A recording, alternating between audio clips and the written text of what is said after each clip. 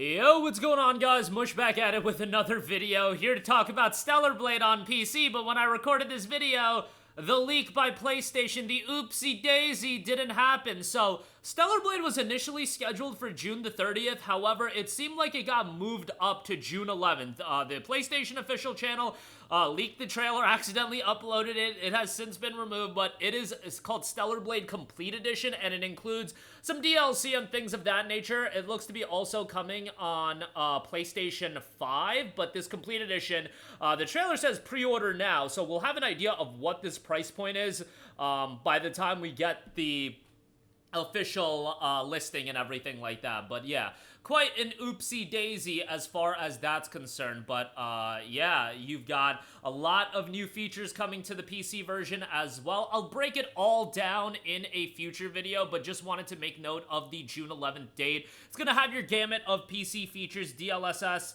FSR, things of that nature, Steam Deck verification, which is what I mainly wanted to talk about in this video, unlocked frame rate, ultra wide support, DualSense support, higher resolution textures. New content for this version includes new cosmetics, a new boss, the Twin expansion pack, and the Nikki outfit as well. That'll all be available right out the gate. So, kind of went over all the information that was unveiled at this trailer.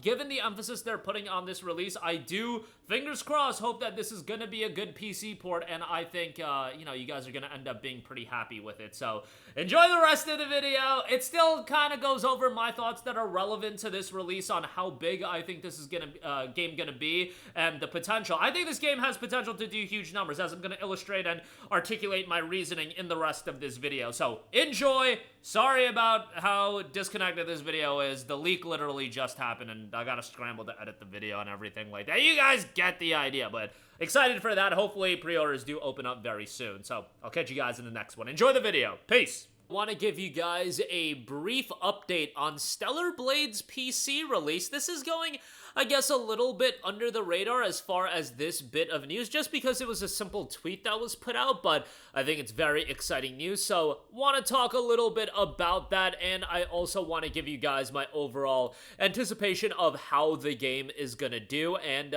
this bit of information definitely makes me a little bit more confident that this game is going to do very well. So, the Stellar Blade official Twitter account did put out a tweet on the Steam Deck performance. Not really the performance, they just put out a video showcasing Stellar Blade running on the deck. This is a whole new kind of fun, and it clearly shows Stellar Blade running fairly smoothly by the looks of it on the Steam Deck. It's hard to tell based on a Twitter video, but I think it's going to be a game that's fairly well optimized on the deck. If you actually remember when they initially announced Stellar Blade on PC, they had made a point that it was going to run on portable PC gaming platforms, and obviously the deck is the standout one, at least the most notable one as far as, you know, the portable PC gaming handhelds, and if you can get it optimized on the deck, that is fantastic to a level where it is playable, because you have to remember, the deck, where it lies, is usually like the PS4 power level.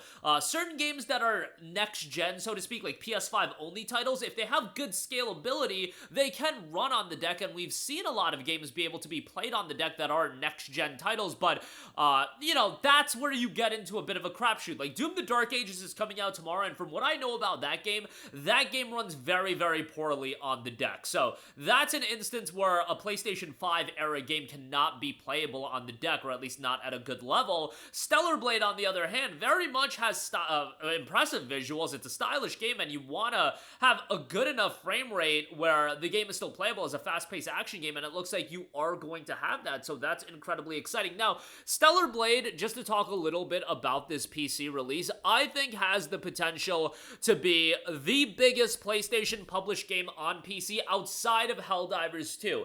It's going to be very interesting to see how this game does, because I foresee it blowing past a lot of other games. Now that they've removed PlayStation account linking, and I don't know if Stellar Blade is going to be available in all regions, so don't quote me on that, but the PSN account linking I do think was a barrier. I think Stellar Blade is easily, as long as it's a good PC port, it'll cruise past Last of Us, it'll cruise past God of War Ragnarok, and it just it really depends on where it's gonna fall. I think 50,000 peak concurrent players is like the minimum that I would say that's a good number. Obviously, they're looking more so at sales numbers, but I'm talking about data that is easily visible to us. That 50,000 number, I would say, is the baseline for me to be like, okay, that's a fairly good number for Stellar Blade. And then anything higher than that, when you hit the 60, 70,000 range, I would say that's really good. And then if you pass Ghost of Tsushima, which has been the most successful PlayStation published non-Helldivers game, that had a delayed release, then that is obviously, no pun intended, stellar. And I could see that being a reality, because with Stellar Blade, I think if they do a good job in this last 6 weeks of promoting the game, making it known that it is coming out, they're gonna roll out that PlayStation blog post with all of the specifications and the exact Steam Deck specifications and all of the things like that. If they do a good job on promoting the game, unlike Marvel's Spider-Man 2, I see Stellar Blade doing it very, very well. You just need to ramp up that momentum, but you got 6 weeks until release. There's definitely a lot of time until then, and when you look at end of June, there's not a lot of big titles coming out. Yeah, Death Stranding 2 is coming out, but that's PlayStation 5 only. Will probably come to PC, 9 months after that, like the first one, but there's not a lot of big titles coming out at the end of June, so Stellar Blade's gonna have that free period where I think it's gonna get a lot of attention, and I would not be surprised if this is the most played PlayStation title outside of Helldivers 2, where that was a day one release, a little bit of an anomaly with how well that game did. The Stellar Blade is not gonna hit anywhere near those numbers. I mean, that game peaked at like 400,000 concurrent players. It's not gonna hit that, but Ghost of Tsushima is the barometer of, if it breaks that, which was like 77,000, a gigantic home run success. And I could see that being a reality, because this is the thing that's gonna happen with Stellar Blade, is I believe this game is gonna come out and it's gonna be re-sparked all over again on social media. There's gonna be clips going around. I think the modding scene is gonna have a field day with this game, if you know what I'm talking about, brothers. But I think the modding scene is gonna have a field day, and it's not even about people buying this game for the mods. It's about the mods leading towards clips being posted on your social media, your Instagram reels, your TikToks for the youth out there, and that's how games are promoted these days a lot of the times. And if that happens, that's how the momentum is gonna build, and then that'll cause the game to explode. That's what we see with a lot of it, like Marvel Rivals, even Helldivers 2, going back to that. It's that social media push that takes a game to another level, and you saw that with Expedition 33 as well. Stellar Blade is interesting because it is this delayed release, and it absolutely had that social media emphasis when it came out last year, but it was a PlayStation 5 exclusive. I feel like that social media emphasis, that snowball effect, really gets rolling when you do have a PC release as well. And if this is optimized and you're talking about a game that can run on the deck, that can run on not low-end hardware, but a little bit lower-end hardware, I really see the ceiling for this game being astronomically high. And if my intuition is correct, and this game cracks 75,000, 80,000, 90,000 players, I mean, if it breaks 100,000, that'd be insane. I don't think it's going to break 100,000, but you're talking about this game doing better, orders of magnitude better than A Last of Us Part 2, and I see this game doing orders and orders of magnitude better than Last of Us Part 2. Like, I think double that concurrent player count, which that was at like 30k, 60k is within reach for Stellar Blade, and I think that is definitely going to be a social media talking point. It just is what it is. That's the world we live in terms of culturally, and I think people will look at numbers that a Stellar Blade pulls, and then look at numbers that a Last of Us Part 2 pulled, and y'all already know about Last of Us Part 2. I think that game is a steaming pile of dog crap from a narrative standpoint. I just beat the game again on PC, and I hate the story even more, and I think after what happens in Last of Us Part 2, the story is even worse after that, honestly. I think from a gameplay standpoint, Last of Us Part 2 is absolutely outstanding, but narratively, it is just so bad. That game is horrifically terrible from a narrative standpoint. In my opinion, I get it that people like it, but nonetheless, I see Stellar Blade doing very well as long as it's optimized. We've seen the Spider-Man 2s of the world, and that hampered that game's success. And Spider-Man 2 isn't even like an amazing game. It's a pretty good game. I feel like that game was hampered very much by its performance issues, and the reality is, the PlayStation novelty of these games being available on PC, that's kind of worn off. So now it comes down to the games themselves being quite good, and you saw that with Ghost of Tsushima. Ghost of Tsushima did very well. Just because a Sackboy Big Adventure comes out on PC doesn't mean that game is going to do well. Just because Uncharted even comes out on PC without the first 3 games doesn't mean that game is going to do well. It has to be something that is going to resonate, and the PC audience is a bit different than the console audience, and I think Stellar Blade will very much resonate with the PC audience. And even if it does break 100K, I don't even think that's that shocking. I just think that's a little bit out of reach. I think the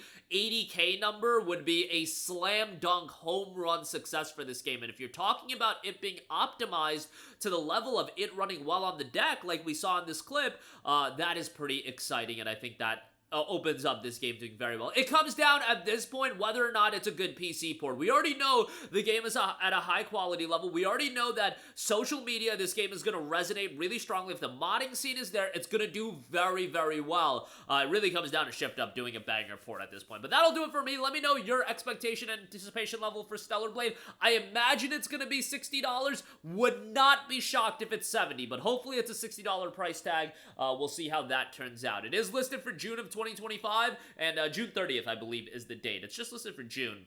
But, yeah, June 30th, I believe, is the date. But that'll do it for me. Let me know all of your thoughts, your excitement level for Stellar Blade, and I will catch you guys in the next one. Peace out.